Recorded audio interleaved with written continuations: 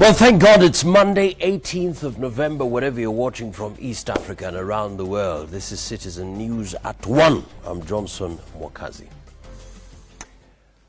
All right, now we begin with the sad report here. Former Juja Member of Parliament and Government Chief Whip George Thuo is dead. Thuo is reported to have died last night after collapsing while having drinks with friends at a club in Thika town. It is not clear what caused Thuo's death, and a post-mortem is expected to be conducted this afternoon to provide answers on his death. Francis Gashuri has the details. The former government chief whip in the 9th Parliament is reported to have been enjoying drinks last night with his friends at Club Pokies along Uhuru Street in Thika town when he collapsed. Thuo, according to those who were in his company, complained of a fever and was sweating before he eventually collapsed. He is reported to have been pronounced dead on arrival at Thika Nursing Home, where he was rushed. Senior police officers and detectives, led by CID Director Ndegwa Muhoro, visited Club Pokies as investigations continue on what could have claimed the life of the former lawmaker. Thuo was elected to Parliament in 2007 on a PNU ticket and appointed government chief whip in the Grand Coalition government, with Game Member of Parliament Jacoyo Midio as his co-chief whip. He, however, lost his seat following a successful petition filed by William Kabogo, who clinched the seat on a NARC Kenya ticket. Thuo was the founder of City Hopper Bus Company, where he held a substantial stake. He has had a track record in the public transport industry, having held top positions at the defunct Kenya Bus Service Company. Police sources indicate that a post-mortem will be conducted this afternoon at the Lee Funeral Home, where Thuo's body is lying, to ascertain what could have caused his death. Francis Gashuri, Citizen at 1. Yeah, condolences to the family and friends. In the meantime, let's move on to another story. Rangwe Member of Parliament George Onea has been charged with forgery in a Nairobi court. The MP is accused of having altered documents of a parcel of land belonging to businessman Benson Ritho in Embakasi area. He was also accused of defrauding one Jacinta Nyawira Kingi to accept a sale agreement for the subdivided plots with intent to defraud her into believing that he was in a capacity to sell her the said plots, as well as forging a signature that was superimposed on Kenya Revenue Authority documents in regard to the sale of the plots. The Rangwe MP appeared before Chief Magistrate Kiaria wa Kiaria, who released him on a cash bill of 50,000 shillings. The case will be mentioned on 2nd of December.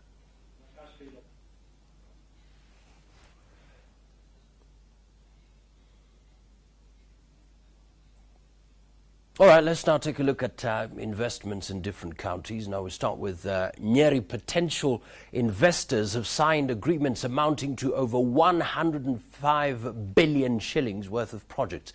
Most of the investors, who are mostly from China, are interested in power, where they want to produce solar, hydro and wind green energy, which will then be sold locally at a cheaper price. Another investor will produce power from the different waste disposal in the county. Nyeri residents can now heave a sigh of relief after it appeared that the gates to progress have finally been opened. This was after potential investors signed agreements amounting to over 105 billion shillings worth of projects. Speaking after a two-day investors conference held at Kimathi University College of Technology, the Nyeri Governor Nderito Gachagua said this will in return attract more investors as the cost of power will be cheap. He added that the investors signed memorandum of understanding and agreements of the projects to be implemented within the next 2 years. These are not imagined figures. These are projects that we hope to have up and running in the next 2 years. All right? And I think this is a good start. Nyeri Senator Mutahi Kagwe assures investors of a conducive environment to do business. What we are more interested in as Nyeri County is the implementation phase of what we are talking about today. We are more interested in action rather than noise. A one-stop citizen service center will be built in Nyeri town in 2 months' time. Cesarin Wangare, Citizen at 1. All right, action rather than noise. We just hope that the same thing is happening across all the counties. Now let's move on to education. Now, marking of this year's KCSE and KCPE examinations appears to be in doubt. This is due to the ongoing misunderstanding between the Kenya National Examination Council and the Kenya Union of Post-Primary Education Teachers. Speaking during the annual general meeting of KUPPET in Taita Taveta County, the union, as Vice Chairman Julius Korir, said that there is need for a review of remuneration for teachers who mark the examinations. It is not who went and met William Ruto in Karen. KUPPET was not there. It is not who talked with Sonko. We were not there. When they went and met the president of this country, His Excellency Honorable Uhuru Kenyatta, twice, KUPPET was not there. And now, when we are talking about the welfare of teachers, about examination, the discrimination, somebody is being used by is a stooge by saying that, oh, it is a national duty. All right, now, the African Union will now be seeking to move amendments on the Rome Statute, listen to this, to have all sitting heads of state immune from prosecution. Now, the AU will be presenting its case at the Assembly of State Parties of the Rome Statute meeting next week. According to Cabinet Secretary for Foreign Affairs Amina Mohammed, the AU is confident of garnering support of a two-thirds majority. Now, that particular story forms the basis of our feedback question this afternoon, and we're asking you, do you support that particular move, that all sitting heads of state, that's African heads of state, should have immunity from prosecution?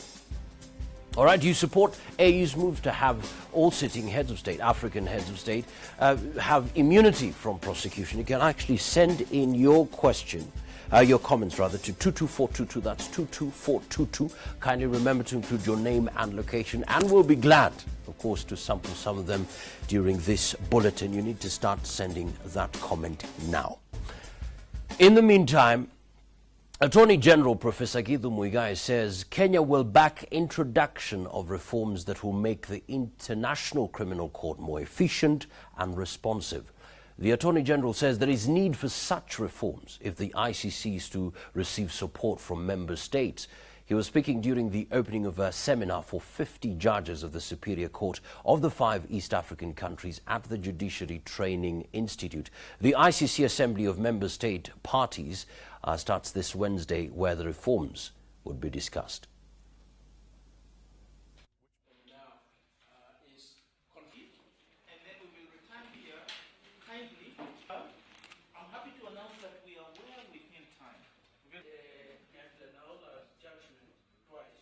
The African members of the court, Kenya included, and several other independent countries, including the United Kingdom and France, have been meeting in a contact group in New York to review proposals for the rules of procedure to make them to make the court more efficient, to make the court more responsive.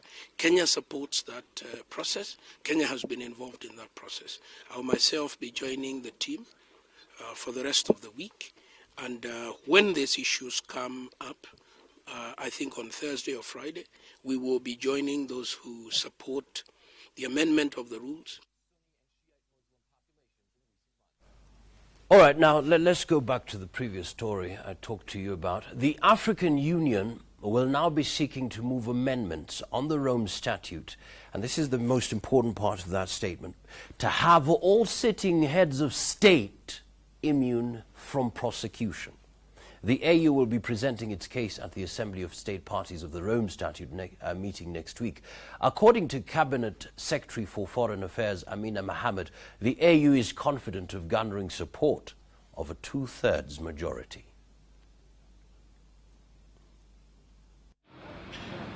The question as to what next for the African Union after the United Security Council snubbed its request for a deferral of the ICC cases appears to have been answered. The AU will have to convince the state parties meeting to effect the necessary amendment to have both President Uhuru Kenyatta and Deputy William Ruto granted immunity from prosecution by the International Criminal Court due to their position as heads of state. According to the Cabinet Secretary for Foreign Affairs, Ambassador Amina Mohammed, the AU is confident of garnering the support of two-thirds majority of the state parties. Amina was speaking ahead of the third Africa-Arab Economic Summit in Kuwait, where Kenyatta will be arriving, having decided to forego the ongoing Commonwealth Heads of Government meeting taking place in Sri Lanka, which Kenya has always attended. Kenyatta's plane departed Jomo Kenyatta International Airport at 9 today morning for the three-day summit, whose theme is Partners in Development and Investment. Uhuru's decision to overlook the Commonwealth meeting is being seen as an outright snub to the big three countries, the US, Britain and France, all who abstained from casting a vote during the UN Security Council. During his visit in Kuwait, Kenyatta will be meeting with the Emir for Kuwait, His Highness Sheikh Sabah Al Ahmed Al Sabah. Esther Kahumbi, Citizen at 1.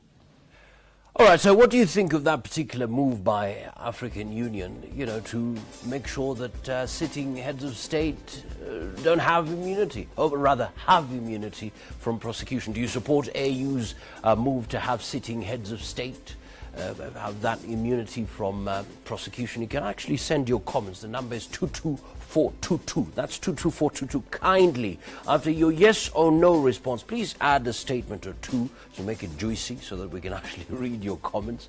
But we totally appreciate it. But we've received loads here so far. Joe from Wajir says, I support 101%. Maimuna from Mombasa says, yes, it is disrespectful for a head of state to be subjected to such humiliation. And then another person, Gladys, says, yes, they should. They are leaders and should be given the respect they deserve. And then Nyams from Gilgil says, nah, this will enhance forth Mugabe-like sitting prezos in the AU. And then perhaps a final one here, Florence Okwach from Nairobi says, no, we should first think of the effect of such a decision. The heads of state are not above the law. What do you think? Send your comment. The number is 22422 and we'll be sampling some of them. Now, in the meantime, a new local bar in Roysambu is quickly becoming the talk of town. Reason? This bar is not just your ordinary building where residents meet for recreational purposes. Now, imagine in-flight service and entertainment provided by flight attendants, only that it is being done while the craft is firmly on the ground and inside the confines of what was once a battle-ready military chopper. Well, Evelyn Wamboi brings you the ingenuity of a businessman who has converted a former military chopper into a bar. It's one of those stories you have to see to believe. Let's take a look.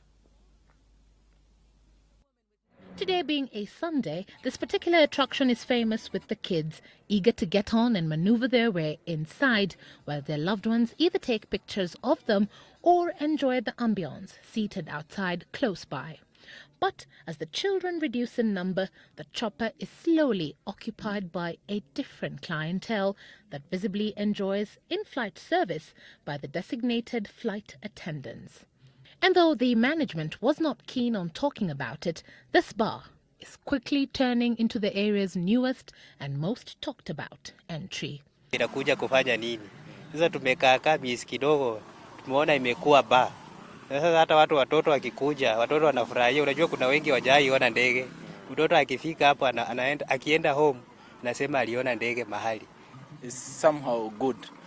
Juu cha kwanza ina make mtu anasikia kama anaenjoy wakati unakunywa ndani ya ndege pale. Hiyo kitu ni smart. One need not purchase an airline ticket to get on board, even though some residents want more out of this chopper bar. Kama ingewezekana walete yenye ina fry ukiwa ambapo ina fry ukiwa pale ndani, si ni poa? It's the thought that counts, it is said. And so, with fastened seatbelts, Roysambu residents are seemingly enjoying the ride in their new official chopper, which remains firmly rooted on the spot. A sight to behold.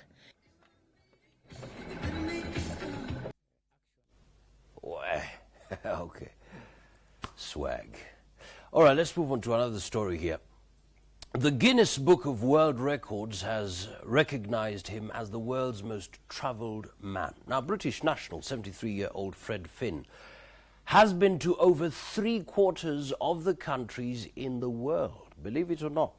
But of all the 142 countries he has been to, Finn admits that Kenya stands out as his favorite. He has been to Kenya over 600 times and is not about to stop. Esther Kahumbi caught up with Fred Finn in London, where the famous traveller narrated about his love for Kenya.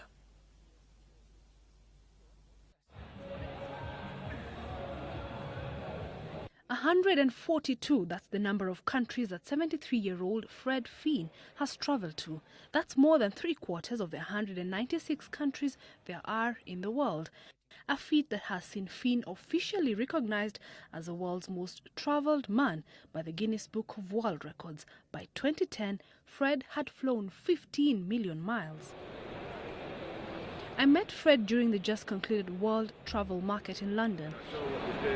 And one thing about his travels stands out, that of all his travels he has been to one particular country probably more times than any other he has been to. Fred Finn has made safaris to Kenya over 600 times and does not hesitate to give his reasons. Well, I've been to 142 countries and I really haven't found anything better. And where else, anywhere, can you sit on the equator, drive by the starlight, and have a mountain with 17,500 feet high with snow on it all year round, and then have dinner in a suit and go and sit by a beautiful log fire to have your out of Africa? I adore Kenya. It's a position that he is not shy to talk about. He has appeared on the cover of numerous magazines and conducted dozens of interviews. In all this, he will never fail to mention Kenya and his experiences here. Kenya is amazing. The food, seafood. There's a restaurant on the coast, right? It's in a cave, and there's a hole in the roof. And when the moon shines, it shines on one table. Where in the world can you sit where the moonlight is your dinner table light? This is beautiful country. And you know what? Beautiful people. And while the recent terror attack at Westgate has tour operators concerned the tourist numbers could take a dip, Finn, who has since retired from his job setting up licenses for companies and governments, is not the least bit worried. If the bullet's got your name on it, you're going to get it. Because who can say where in the world is safe anymore? But should you stop living because of a few terrorists? No, you should carry on. Finn thinks there are bigger problems to worry about. I think the VAT tax on the game parks will make a lot more difference, to be honest with you. It's going to put Kenya out of the game park with other countries. As Fred interacts with the tour operators and hotel owners at the Kenyan stand, it is obvious that he is a favourite for many. And despite his age, the British national is not about to stop. All right, so we want to take a short break, but just to remind you of our feedback question, we're asking you, do you support that particular move by African Union to make sure that African sitting heads of state have immunity from prosecution? What do you think? Send your comments. The number is 22422. That's 22422. Kindly include your name and location. And after your yes or no response, please add a statement or two, and we'll appreciate sampling some of them. Alberto Mbita says, no, Africa heads of state are not God. Why must they fear the rule of law?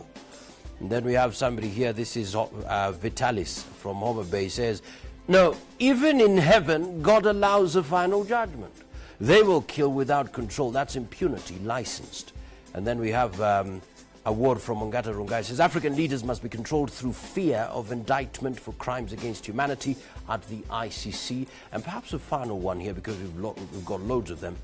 We have Nixon Ndugira from Kindaruma says, yes, so long as doing so will not create a platform for gross misconduct or impunity. Thank you so much indeed for your comments. Keep them coming, and we'll be sampling some of them before we end this particular bulletin. In the meantime, we're going to take a couple of seconds